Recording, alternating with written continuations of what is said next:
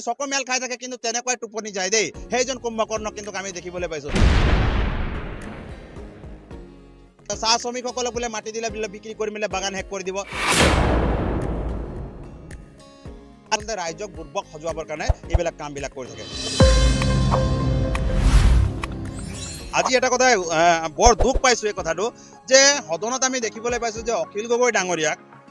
ৰূপজ্যোতি কৰ্মী যি নেকি কংগ্ৰেছৰ পৰা ঢাপলি মেলি বিজেপিলৈ আহিলে আচলতে বিজেপিৰ সূত্ৰলিপি মতে আমি দেখিবলৈ পালোঁ যে কেনেকৈ আচলতে খেদা মাৰি আহিছে অখিল গগৈ ডাঙৰীয়াক আৰু চেয়াৰমেন আলিয়াল ডাঙৰীয়াক কেনেকৈ আচলতে খেদা মাৰি আহিছে যি অশ্লীল গালি গালাজ আৰু ইমান বেয়া ধৰণৰ আচলতে মন্তব্য যদি সেই কামটো যদি অখিল গগৈ কৰাহেঁতেন অখিল গগৈক কিন্তু এতিয়াই মাৰ্চেল লগাই মেলি পেলাই বাহিৰ উলিয়াই দিলে হয় এতিয়াই উলিয়াই দিলে হয় অখিল গগৈ ডাঙৰীয়াই 500 টকা মজুৰি দিব লাগে বুলি পেলাই ক'লে সেইদিনাখনো তেওঁ ওলোটা এটা মন্তব্য দেখিবলৈ পালোঁ মুখ্যমন্ত্ৰী মহোদয় আজি যেতিয়া নেকি অখিল গগৈৰ ওপৰত আচলতে মানে এটা অশ্লীল গালি গালাজ কৰা হৈছে বেয়া ব্যৱহাৰ কৰা হৈছে মানে মাৰপিট কৰিবলৈ উদ্যত হৈছে ৰূপজ্যোতি কৰ্মী ডাঙৰীয়া আচলতে এইটো কেনেকুৱা ধৰণৰ কথা সদনখন যে পবিত্ৰ সদন বুলি তেওঁলোকে কৈ থাকে এই অপবিত্ৰ মানুহবিলাকক আমিয়ে ৰাইজেহে বহিবলৈ দিছোঁ এই মানুহবিলাকক আমি খেদিব লাগে দেই ধোঁৱা তুলসীৰ পাত কোনো সজাব নালাগে কংগ্ৰেছ বিজেপি এজিপি সব কিন্তু একেটা পিঠিৰে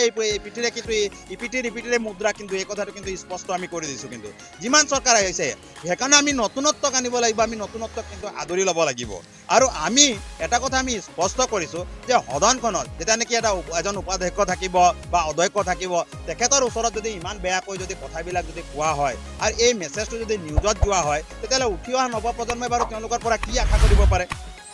কৰিব পাৰে বাৰু তেওঁলোকৰ অকণমান লাজ চৰম আছে নে নাই বাৰু এনেকুৱা ধৰণৰ যে অশ্লীল গালি গালাজবিলাক এইবিলাক যি ধৰণে চলি আছে অখিল গগৈ ডাঙৰীয়া কি বেয়া কথাটোনো কৈ আছে সকলো কথা কিন্তু সঠিক কথা উত্থাপন কৰি আছে কিন্তু আমি দেখিবলৈ পাইছোঁ না বিৰোধী দলৰ মানুহে তেখেতৰ পক্ষত মাত মাতিছে না শাসিত দলৰ মানুহে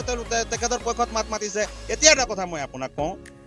যে চাওক অকলে যে বিজেপিৰ যেতিয়া নেকি বদনামটো গাই আছে তেতিয়ালৈকে এতিয়া এটা ফৰ এক্সাম্পল আপোনালোকক দিছোঁ যে গোলাঘাট সমষ্টিৰ এগেইনষ্টত কোনে কংগ্ৰেছৰ পাৰ্টি কোন আছিলে বিতুপন শইকীয়া আৰু আপোনাৰ বিজেপিৰ কোন আছিলে অজন্তা নেওগ ঠিক তেনেধৰণে আপুনি হেৰিত চাব এইটো কি কয় সৰুপথাৰ সমষ্টিত চাব যে সৰুপথাৰত কোন আছিলে বোলে বিজেপিৰ পাৰ্টি আছিলে আপোনাৰ বিশ্বজিৎ ফুকন আৰু কি কয় আপোনাৰ কংগ্ৰেছৰ পাৰ্টিগৰাকী আছিলে আপোনাৰ ৰজনী নাথিকী আৰু সেই একেটা খুমটাইতো আপুনি চাব যে খুমটাইত বিস্মিতা গগৈ আছিলে কংগ্ৰেছৰ আৰু বিজেপিৰ আছিলে কিন্তু কি কয় মৃণাল শইকীয়া কিন্তু আজি যে এই বিৰোধীবিলাকৰো মুখ বন্ধ তেওঁলোকেও যে এটা মাত মাতিব পৰা নাই তেওঁলোকেতো মাত মাতিব পাৰে তেওঁলোকে যে 58,000 60,000 44,000 ভোট পালে কি সেইবিলাক মানুহ তাৰমানে তেওঁলোকে জয়ী হোৱা হ'লে মাত মাতিলে হয় নেকি তেওঁলোকৰ পক্ষতো মানুহ আছে 60,000 70,000 40,000 কোনোবা 44,000 যিবিলাকে হাৰিছে তেওঁলোকে ভোট পাইছে তেওঁলোকে যে আমাক ব্যৱহাৰ কৰি আছে এইটো কথাও ওলাইছে মানে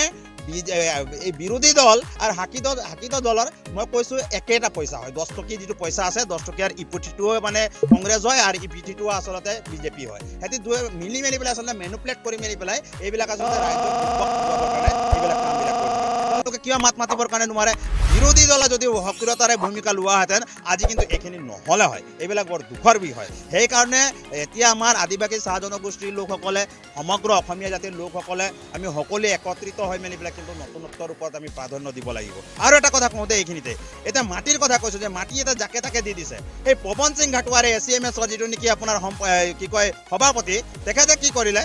তৰুণ গগৈ ডাঙৰীয়া থাকোঁতে কি ক'লে বোলে চাহ শ্ৰমিকক মাটি দি দিলে বোলে তেওঁলোকে মাটি বাগান বোলে বিক্ৰী কৰি মেলি পেলাই শেষ কৰি দিব বুলি পেলাই ক'লে চাব দেই কেনেকুৱা ধৰণৰ কথা তেখেতে সেই কথাটো ক'লে নহয় এতিয়া আমি দেখিবলৈ পাইছোঁ যে বিজেপিয়ে এতিয়া কিন্তু আমি দেখিবলৈ পাইছোঁ যে মাটি দি মেলি পেলাই মাটি এতিয়া এটা চৰকাৰেহে বিক্ৰী কৰি মেলি পেলাই শেষ কৰিছে আৰে বাবা এইটো কেনেকুৱা ধৰণৰ কথা তুমি যেতিয়া ACMSৰ হোৱা অসম চাহ মজদুৰ সংঘৰ এজন আছা কংগ্ৰেছত এজন আছা বিজেপিত ৰূপেশ গোৱালা আছা তুমি বিজেপিত আৰু কি কয় আপোনাৰ পৱন সিং ঘাটোৱাৰ আছে কংগ্ৰেছত দুইজনে নিমাত কিয় নিমাতি কয় না তেওঁলোকে আচলতে এইটো কিমান লাজৰ কথা তেওঁলোকে কি কাৰণে কৈছিলে যে বোলে চাহ শ্ৰমিকসকলক বোলে মাটি দিলে বোলে বিক্ৰী কৰি মেলি বাগান শেষ কৰি দিব আৰু এজনক যদি কয় বোলে অখিল গগৈ ডাঙৰীয়া যেতিয়া কৈছে যে বোলে 500 টকা বোলে হেৰি আপোনাৰ মজুৰিটো হ'ব লাগে তেতিয়া আকৌ আমাৰ অসমৰ মাননীয় মুখ্যমন্ত্ৰী এটা মানে অযুক্তিসংগত এটা কথা কৈছে বোলে দল সংগঠনবিলাকে নিৰ্ণয় কৰে বোলে আপোনাৰ এইটো কি কয় মজুৰি দিয়াত দল সংগঠনবিলাকে নিৰ্ণয় কৰে কোন দল সংগঠনে নিৰ্ণয় কৰে ইয়াতো ট্ৰেড ইউনিয়ন জড়িত থাকে ত্ৰিপাক্ষিক হয় ট্ৰেড ইউনিয়ন থাকিব মালিক পক্ষ থাকিব তাৰপৰা আমাৰ কি কয় যিটো নেকি মজদুৰ ইউনিয়ন থাকিব তেওঁলোকৰ মাজতে আচলতে আমি দেখিবলৈ পাওঁ যে তেওঁলোকে আচলতে এই মজুৰিটো মানে বৃদ্ধি কৰে সেই 2016-17 চনতে আমি দেখিবলৈ পালোঁ যে সেই সময়তে যি নেকি আপোনাৰ নেকি এটা ৱেজ এডভাইজাৰী বৰ্ড বনালে, সেই ৱেজ এডভাইজাৰী বৰ্ড কিন্তু এতিয়ালৈকে কিন্তু চূড়ান্ত ৰূপ দিব নোৱাৰিলে। আৰু কেতিয়াবা ইণ্টাৰিম হিচাপত 38 টকা, 30 টকা, 40 টকা এনেকুৱাকৈ বঢ়াই মেলি পেলাই থৈছে। আজিলৈকে মজুৰিটো কিন্তু তেওঁলোকে বৃদ্ধি কৰিব নোৱাৰিলে। সেই সময়ত দেখোন পল্লৱ লোচনে যেতিয়া নেকি পুৰা ইনকলাব জিন্দাবাদ কৈ আছিলে, আমাক বোলে মাটিৰ পট্টা লাগিব, আমাক জনজাতিকৰণ লাগিব, সিয়ে দেখোন নিজে কৈছিলে পল্লৱ লোচনে যে বোলে 351.33 টকা দিম বুলি মিলি কৈছিলে। এতিয়া তেখেত যে 1000 কোটি টকাৰ মালিক, আৰু এতিয়া কিয় নিমাত থাকে, এতিয়া কিয় এতিয়া ভিজা মেকুৰীটোৰ গতে থাকে, মাত মাতিব নোৱাৰে? তাৰ মানে কি? তাৰ মানে তেওঁলোকে আচলতে এই আমাৰ যি